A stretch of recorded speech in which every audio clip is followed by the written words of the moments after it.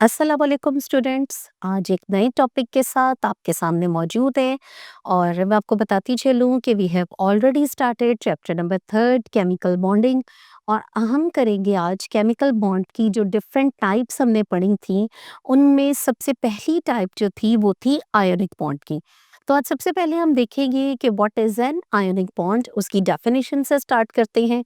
Students, ionic bond जो है, a bond is formed by the complete transfer of electrons or electron।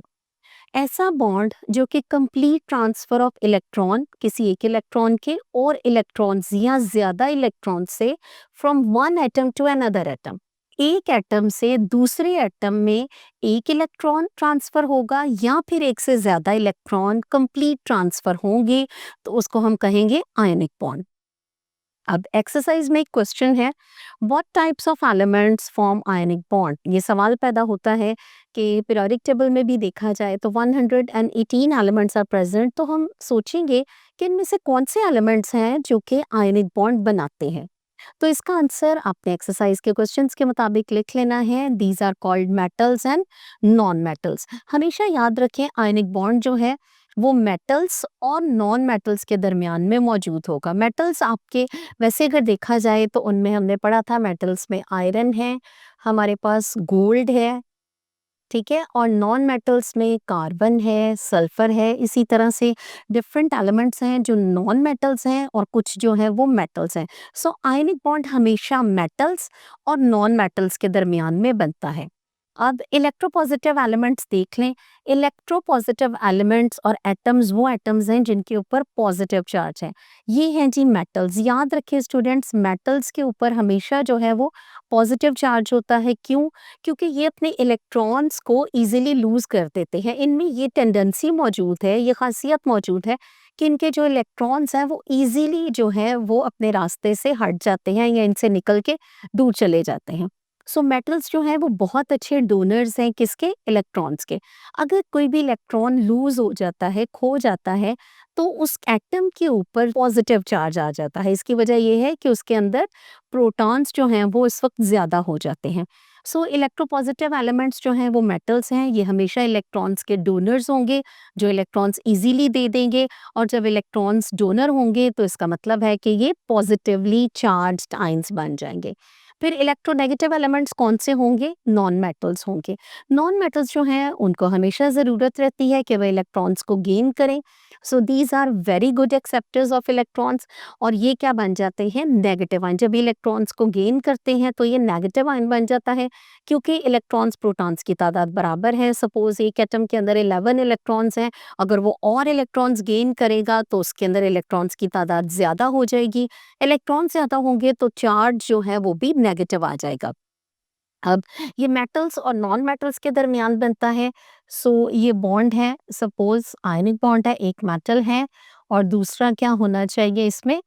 Non metal. ये दोनों जो है, और एक जो है मेटल्स वो अपने इलेक्ट्रॉन्स इसको देगा, ठीक है, और ये जो नॉन मेटल्स है ये इलेक्ट्रॉन्स जो है वो एक्सेप्ट करेगा। सो दोनों की कॉम्बिनेशन से जो है मेटल्स और नॉन मेटल्स के जुड़ने से बनेगा आयनिक बॉन्ड। आयनिक बॉन्ड बनने के लिए कौन सी शराइत हैं, कौन सी ऐसी कंडीशंस हैं जिनको फॉलो करना ज़रूरी है? सो नंबर 1 कंडीशन जो देखी गई वो ये थी कि electronegativity difference should be greater than 1.7। यानी फर्ज करें हम सोडियम और क्लोराइड की बात कर रहे हैं। सोडियम एंड क्लोराइड जो है इनके दरमियान हमेशा आयनिक बॉन्ड बनता है। और शर्त पहली है कि इन दोनों का इलेक्ट्रोनेगेटिविटी डिफरेंस जो है शुड बी ग्रेटर देन 1.7। अगर 1.7 से ग्रेटर होगा तो बॉन्ड बनेगा। जैसे सोडियम का है 0.9, इलेक्ट्रोनेगेटिविटी जो देखी गई है क्लोरीन की है हमारे पास 3.5। सो इसको करेंगे, माइनस करेंगे, 3.5 माइनस 0.9, तो ये हमारे पास आ जाएगा 2.6। सो अगर आप देखें 2.6 1.7 से ज़्यादा है, तो यही पहली शर्त है कि electronegativity difference should be greater than 1.7। इसीलिए सोडियम क्लोराइड के अंदर जो बॉन्डिंग है वो आयनिक बॉन्डिंग है। अगर आप किसी भी और दो एटम्स की बात कर रहे हैं, they are going to combine, तो आपने चेक करना है कि इन दोनों का इलेक्ट्रोनेगेटिविटी डिफरेंस 1.7 से ग्रेटर आए। Number 2, combination of metals and non metals. अगर तो उनमें से एक मेटल है, दूसरा नॉन मेटल है, तो ही आयनिक बॉन्ड बनेगा, अदरवाइज आयनिक बॉन्ड नहीं बनेगा। ये भी इसका एक रूल है। And number third, transfer of electrons. Ionic bond बनने के लिए ज़रूरी है कि इलेक्ट्रॉन्स का ट्रांसफ़र हो। Transfer means one atom is completely transferred to another atom. ठीक है, उनके अंदर कोई शेयरिंग नहीं, कंप्लीटली जब ट्रांसफ़र होगा तो आयनिक बॉन्ड बनेगा। सो इन कंडीशंस को, इन शराइत को आपने याद रखना है।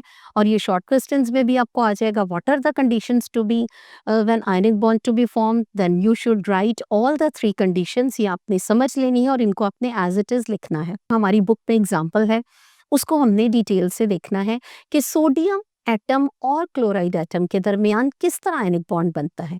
तो इसके लिए सबसे पहले हम इनकी इलेक्ट्रॉनिक कन्फिग्रेशन देखेंगे। इलेक्ट्रॉनिक कन्फिग्रेशन का मतलब है कि इलेक्ट्रॉन्स की अरेंजमेंट न्यूक्लियस के इर्द गिर्द जो है वो किस तरह से है। सोडियम एटम जो है, इसका एटॉमिक नंबर है 11। सो इसके अंदर 11 जो है वो इलेक्ट्रॉन्स मौजूद हैं। उसके हिसाब से इनको तरतीब किया गया। तो फर्स्ट शेल में 2 इलेक्ट्रॉन्स हैं, सेकंड में 8 आ सकते हैं, तो थर्ड में, चूंकि इसका एटॉमिक नंबर 11 है, सो थर्ड शेल में 1 इलेक्ट्रॉन रह गया। क्लोरीन जो है, ये एटम, इसका 17 जो है वो एटॉमिक नंबर है। फर्स्ट शेल में 2 है, सेकंड में 8 इलेक्ट्रॉन्स हैं, थर्ड में 7 रह गए हैं। जब बॉन्ड बनता है सोडियम के लिए, क्या आसान है कि वो आप बाकी 7 इलेक्ट्रॉन्स ले किसी से या फिर अपना एक दे दे। जी हाँ, इसके लिए आसान क्या है कि ये एक इलेक्ट्रॉन को लूज कर दे। सो सोडियम क्या करेगा, सोडियम अपना एक इलेक्ट्रॉन इस तरह लूज कर देगा और इसके ऊपर जो चार्ज आ जाएगा वो है पॉजिटिव चार्ज, क्योंकि इसने एक इलेक्ट्रॉन लूज कर दिया है। सो प्रोटॉन का चार्ज चलेगा। फिर उसके बाद क्लोराइड एटम की तरफ देखें। सो क्लोरीन के अंदर एक इलेक्ट्रॉन जो है वो उसने गेन कर लिया, क्योंकि इसके आउटर में है 7 इलेक्ट्रॉन्स, तो इसके आउटर इलेक्ट्रॉन्स में भी उस वक्त हो जाएंगे टोटल 8 इलेक्ट्रॉन्स। और 8 इलेक्ट्रॉन्स, इसका मतलब है इसने ऑक्टेट रूल को फॉलो कर लिया है। तो इसने जो है नियरेस्ट जो नोबल गैस है उसकी इलेक्ट्रॉनिक कन्फिग्रेशन हासिल कर ली है। So sodium plus 1 electron minus, इसमें से एक इलेक्ट्रॉन चला गया, क्लोरीन ने वो इलेक्ट्रॉन गेन कर लिया। सो क्लोराइड आयन बन गया, इसके ऊपर नेगेटिव चार्ज आ गया क्योंकि इलेक्ट्रॉन ज्यादा हो गए। फिर यही जो चार्ज्ड आयन्स हैं, सोडियम पॉजिटिव, क्लोराइड नेगेटिव, इन दोनों ने मिलके एक बॉन्ड बना दिया जो कि था आयोनिक बॉन्ड। इन दोनों के अंदर जो फोर्स ऑफ अट्रैक्शन थी वो थी इलेक्ट्रोस्टैटिक फोर्स ऑफ अट्रैक्शन, एक special kind of force of attraction है। सो दोनों ऑपोजिटली चार्ज्ड आयंस ने मिलके ये जो इलेक्ट्रोस्टैटिक फोर्स ऑफ अट्रैक्शन की मदद से बॉन्ड बनाया है उसको हम कहते हैं आयोनिक बॉन्ड। सो ये आपने याद रखना है। और सोडियम के अंदर अगर इसकी तरतीब देखी जाए, इलेक्ट्रॉन 1 है, और याद रखिएगा बॉन्ड बनाने में हिस्सा लेने के लिए सिर्फ और सिर्फ वैलेंस इलेक्ट्रॉन हिस्सा लेते हैं। आउटर वैलेंस इलेक्ट्रॉन्स वो हैं जो सबसे आउटर मोस्ट शेल में मौजूद हैं। सो इलेक्ट्रोवैलेंट बॉन्ड याद रखें, आयनिक बॉन्ड को इलेक्ट्रोवैलेंट बॉन्ड भी कहा जाता है। इलेक्ट्रोवैलेंट बॉन्ड क्या है, ये उसका दूसरा नाम है आयनिक बॉन्ड का। The opposite charge ions are held together by electrostatic force of attraction, यानी दो ऑपोजिट चार्ज आयंस इकट्ठे होंगे किस वजह से, bye electrostatic force of attraction. तो उसको हम कहेंगे इलेक्ट्रोवैलेंट बॉन्ड या फिर आयनिक बॉन्ड। अब एक और एग्जांपल मौजूद है हमारी बुक में जो कि है formation of CaCl2, calcium chloride के साथ है। इसमें भी सेम इसी तरह होगा जैसे सोडियम क्लोराइड में था। कैल्शियम जो है उसके आउटर शेल्स में 2 इलेक्ट्रॉन्स हैं। क्लोराइड जो है, जैसे हमने पहले अभी देखा, इसके आउटर शेल में 7 है। सो एक कैल्शियम के साथ 2 क्लोराइड आयन जो है वो मिलेंगे। इसका एक जो है इलेक्ट्रॉन वो इसके आउटर में चला जाएगा क्लोराइड के, और इस तरह से दोनों के जो हैं वो आउटर शेल मुकम्मल हो जाएंगे। इसके पास भी 8 आ जाएंगे और इसके पास भी 8, और इसके पास से लूज हो जाएंगे।